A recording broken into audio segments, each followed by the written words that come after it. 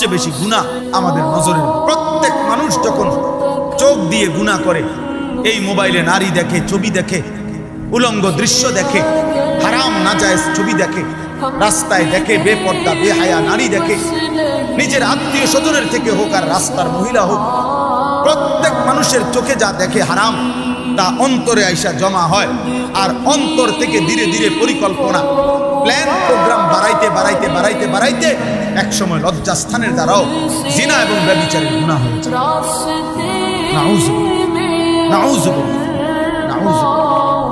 আজকে ছেলেরা, তোমাদের চেহারা দেখলে বোঝা যায় না, মাত্র বয়স 18 বছর, চেহারার মধ্যে রসকস নাই।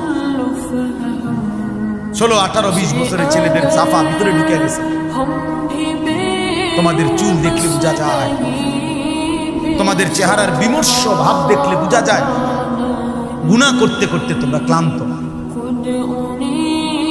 গুনাহ করতে করতে অনেক ছেলে আছে, আমি তো জানি ভাই, আমার অনেক ছেলের সাথে সম্পর্ক আছে, শত শত ছেলের সাথে। ওরা নিজেরাও হুজুর মাঝে মাঝে গুনাহ করতে করতে ক্লান্ত।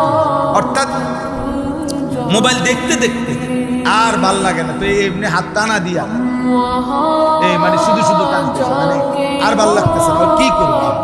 তার জবান দিয়া তো আল্লাহর নাফরমানের শয়তান তারে এমন মোহর মারিয়া দিছে, 2-4-10 ঘন্টাতেও তো এই নাফরমান মোবাইলের এই দৃশ্যগুলো ছাড়া, মোবাইলের আর বন্ধুদের আড্ডা ছাড়া একটা বার তার মুখ দিয়ে আল্লাহ এই শব্দটাও বাইরে।